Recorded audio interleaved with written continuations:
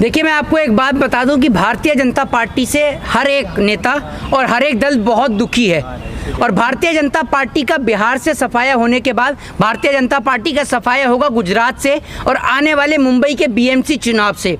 ये आगाज सिर्फ मैं शिंदे के लिए करना चाहता हूँ, स्पेशल शिंदे के लिए, जो बेमानी से देश के लोकतंत्र की, संविधान की धज्जियां उड़ाकर मुख्यमंत्री की कुर्सी पर बैठे हैं। अब उनका भी नंबर है कि वो भी महाराष्ट्र से जाने वाले हैं। आप लोग अब ये देखिएगा कि भारतीय जनता पार्टी के द्वारा नीतीश कुमार के ऊपर या तो ईडी की कार्रवाई करवाई जाएगी या फिर अब उनके घोटाले उजागर किए जाएंगे। क्योंकि अगर कोई व्यक्ति बीजेपी का साथ छोड़कर अन्य पार्टी या अन्य दल में जाता है तो भारतीय जनता पार्टी उसको रोकने का एक ही तरीका निकाल रखा है, और वो है या तो सीबीआई या ईडी या फिर इनकम टैक्स के जरिए उनके घरों पर रेड पड़वानी शुरू की जाएगी। और आज भारतीय जनता पार्टी का जिस तरीके से सुबह से बौखलाहट बढ़ी पड़ी है, जिस तरीके से नीतीश कुमार ने सोनिया गांधी से बातचीत करी है और लालू प्रसाद यादव भी बाहर है, इससे पहले लालू यादव से भी बात कर चुके हैं, कुछ दिन पहले आपने देखा ही होगा। तो बिहार के अंदर ये इस प्रकार के समीकरण ये दर्शा रहे हैं कि भारतीय जनता पार्टी का अब बिहार से सुपड़ा साफ होने वाला है। क्योंकि हर एक दल ये जानता है कि बीजेपी दल नहीं, ये दलदल है,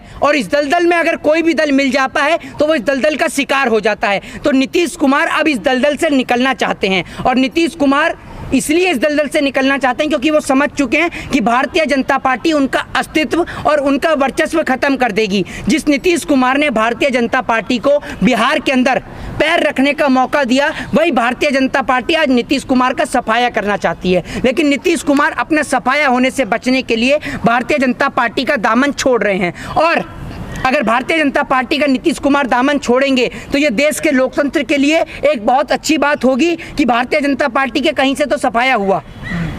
लेकिन कह रहे हैं कि जो मीडिया में चल रहा है ये अफवाहें हैं, जो नीतीश कुमार है वो कहीं नहीं जाने वाले हैं। हाँ, ये मीडिया में जब ये चलता है कि मोदी जी प्रधानमंत्री बनने वाले हैं दोबारा से, तो अफवाह नहीं होती है, ठीक है ना। लेकिन जहां बीजेपी की सरकार गिरने की बात हो जाए तो अफवाह होती है। नीतीश कुमार को अगर अपना जमीर को जिंदा रखना है और नीतीश कुमार को अगर बिहार में वापस वोट पाना है या फिर लोगों से वो उम्मीद रखते हैं कि उनको वापस से वोट दें, तो उनको बीजेपी का दामन छोड़ना होगा। और इसी के साथ साथ एक सलाह मैं मुकेश सहनी को भी देना चाहता हूँ, जो वीआईपी पार्टी से हैं, उनको भी देना चाहता हूं कि उनको भी भारतीय जनता पार्टी का दामन जल्दी छोड़ देना चाहिए। क्योंकि अगर ये लोग बीजेपी का दामन नहीं छोड़ेंगे तो उनके पास जो भी सीट आई हैं अगली बार वो भी सीट नहीं आएंगी, उन सीटों पर भी बीजेपी का दबदबा हो जाएगा। बीजेपी तो कितना इज्जत दे रही है नीतीश कुमार जी को, कम सीट होने के बाद भी सीएम बना, वो तो आप देख ही रहे हैं कितनी इज्जत दे रही है। अभी आपने देखा होगा कि हाल ही में एक बैठक हुई थी दिल्ली के अंदर, उसमें भी नीतीश कुमार ने भाग नहीं लिया था, नीतीश कुमार ने हिस्सा नहीं लिया था। फिर भारतीय जनता पार्टी के द्वारा भी एक कानून और एक प्रस्ताव भी पारित हुआ था जिसको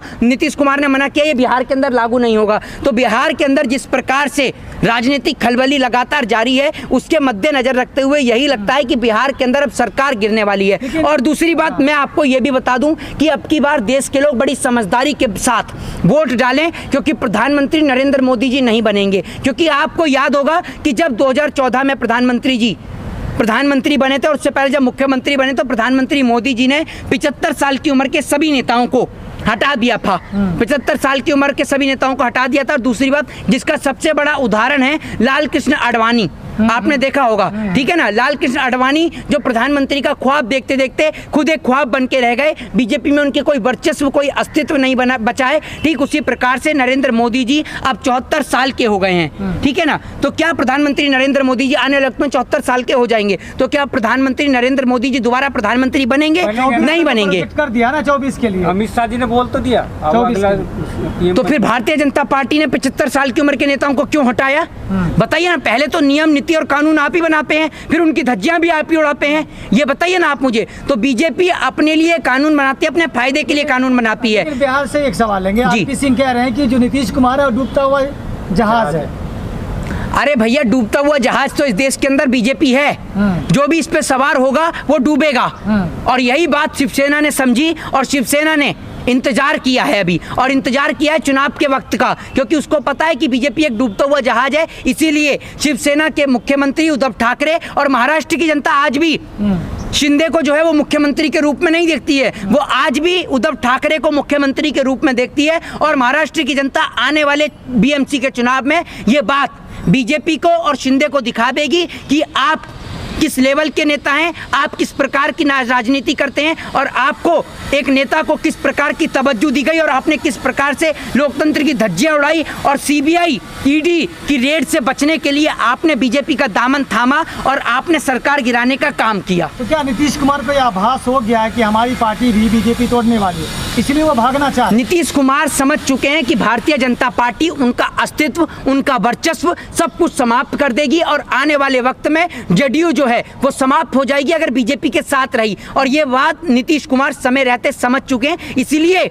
नीतीश कुमार दिखाना चाहते हैं अपना अस्तित्व, अपना वर्चस्व कि वो किस प्रकार से भारतीय जनता पार्टी को मुंहतोड़ जवाब दे सकते हैं। और अगर नीतीश कुमार ने अपना बहुमत वापस ले लिया तो भारतीय जनता पार्टी की सरकार, बीजेपी की सरकार वहां से बिहार से गिर जाएगी और जिसका असर आपको गुजरात और हिमाचल चुनाव में भी देखने को मिलेगा। लेकिन भाजपा कहती है कि जो क्षेत्रीय पार्टी, जो छोटी पार्टी है, हम उनको इज्जत देते हैं, सम्मान देते हैं। आप उनको कोई इज्जत और कोई सम्मान नहीं देते हैं, बल्कि आप उनका इज्जत और सम्मान समाप्त कर देते हैं। आपके साथ क्षेत्रीय पार्टियां मिलती इसलिए हैं क्योंकि आप उनको ईडी और सीबीआई के जरिए डराते हैं। आप ईडी और सीबीआई के जरिए उन्हों के घरों पर रेड पड़वाते हैं, उन्हों के घर में आप उनको दबाव डालते हैं, उनके बच्चों को गिरफ्तार करवाते हैं, क्योंकि पहले बीजेपी आपको मुसीबत देती है और उसके बाद उस मुसीबत से निकलने का तरीका भी बताती है। तो या तो अगर आप बीजेपी का दामन थाम लीजिए, नहीं तो आपको उठाकर जेल में डाल दिया जाएगा। इसका सबसे बड़ा उदाहरण लालू प्रसाद यादव है। लालू यादव अगर आज भी बीजेपी के ज्वाइन करने की बात कह दे तो उनके ऊपर से चारा घोटाले का आरोप साबित जो हुआ था वो सब कुछ हट जाएगा, उनको चारा घोटाले से मुक्ति मिल जाएगी। लेकिन लालू यादव ने, सुन लीजिए, लालू यादव ने जेल जाना मंजूर समझा लेकिन बीजेपी का दामन थामना मंजूर नहीं समझा। अब यही बात नीतीश कुमार को भी समझ में आ गई है कि अगर वो बीजेपी के साथ रहेंगे तो उनका अस्तित्व और वर्चस्व समाप्त हो जाएगा। लेकिन जो पलटू राम का इल्जाम लगता, आरोप लगता है नीतीश कुमार का, फिर लगेगा कि मुख्यमंत्री के लिए कुछ भी कर सकते हैं, कहीं भी जा सकते हैं। तो बीजेपी के एक बात मुझे बताइए, आप मुझे बताइए ना, बीजेपी पलटू राम नहीं है। बीजेपी तो पलटू राम है। बीजेपी क्या करती है जम्मू कश्मीर के अंदर? जब महबूबा मुफ्ती के साथ सरकार बनाती है तो क्या करती है, और उसके बाद जब सरकार नहीं बनती है तो महबूबा मुफ्ती को गलत भी बताती है। तो पहले जो आपके साथ हो जाए वो राजा हरिश्चंद्र कहलाएगा, राजा हरिश्चंद्र की छठी औलाद कहलाएगा, और जो आपके साथ नहीं हो वो देशद्रोही कहलाएगा। ये आप कहना चाहते हैं। आप पलटू राम भी तो, आपसे बड़ा पलटू राम कौन है? बीजेपी से बड़ा पलटू राम कोई है और ना ही कोई देखने को मिलेगा। तो आप सभी लोगों को भी ये बात समझनी चाहिए। और मैं आपको बता दूं कि अभी बीजेपी का इस देश से पूरी तरीके से सफाया हो रहा है। 2024 में नरेंद्र मोदी का सफाया होगा। जय हिंद। आखिरी सवाल है, मुख्यमंत्री कौन होगा, तेजस्वी या नीतीश कुमार? वो तो वक्त बताएगा कि मुख्यमंत्री कौन बनेगा, और ये फैसला बिहार की जनता का है। ये फैसला कोई नीतीश कुमार भारतीय जनता पार्टी का नहीं है, ये फैसला बिहार की जनता का है। बिहार की जनता जिसे चुनेगी वो बिहार के लिए कौन काम अच्छा करेगी, अगर ये बिहार की जनता बता सकती है ना। ये बिहार की जनता बता सकती है। ये नेता दल की मीटिंग बता सकती है। जब नेताओं की मीटिंग बैठेगी, तमाम दलों की, विपक्ष के नेताओं की मीटिंग बैठेगी और तमाम चीजों पर चर्चा होने के बाद ही ये तय किया जाएगा कि मुख्यमंत्री कौन बनेगा। किशन का फोटो बहुत वायरल हो रहा है जी, वो तिरंगा कैमरा को पीछे है। सलाम कर रहा है, जी। क्या कहेंगे?